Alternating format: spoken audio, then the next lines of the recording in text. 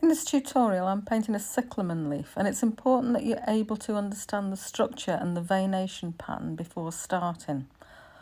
The other important aspect is lighting the leaf well, as shown here from the upper left hand side, and you can see a distinct difference between left and right sides of the leaf, which is exaggerated in this photograph. Thereafter, painting in the highlights first. And for this I use a light wash of cobalt blue just in the highlights. It's important though that you paint your leaf from life and not using the photograph just shown as colour reference, because the colour is inaccurate in photographs, particularly with greens, and it's always obvious. So now watch the video showing the actual process of the remainder of the leaf after this initial stage.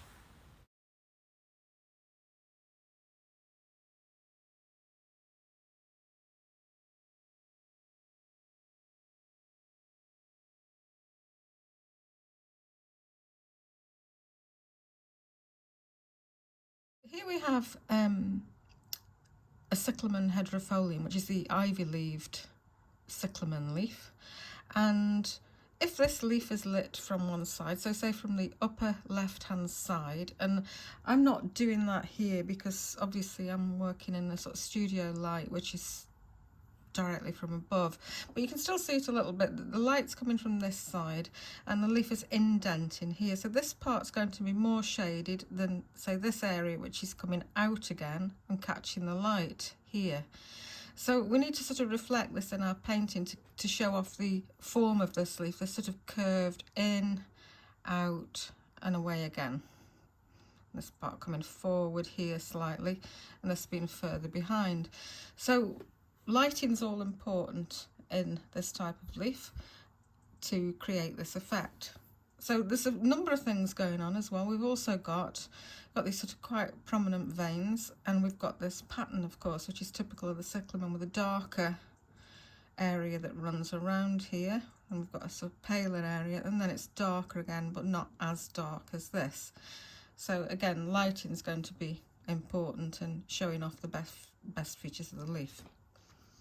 And here we have another cyclamen leaf, and you can see this one is less indented in the middle, but it still has a lighter to darker side as well as darker indents, but this side is darker because the light's coming from above and it's just indenting slightly and then catching the light again here as it comes out again. So you've got to look at each individual leaf and decide what the shape of that leaf, how best to show it off. So here we'll be looking at a shadow on this side and a highlight on this side, plus a highlight here, and you can already see that I've put blue down first, all down this edge and around this rim here, and the blue is going to be the highlight. So where the pattern is on this side that catches the light here, the pattern is bleached out by the light, so that's what you have to look for and work with.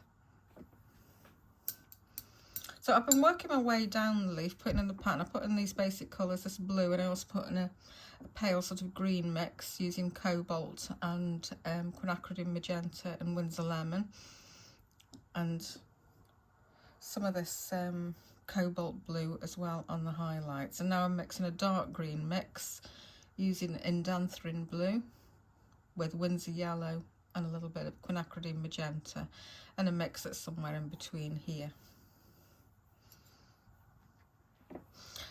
Now the first thing that I did in this painting though was to paint a very pale outline and the veins in, and that gave me the basic map. So it's important that you understand that basic structure first, and then you start to work in the greens and the pattern around it.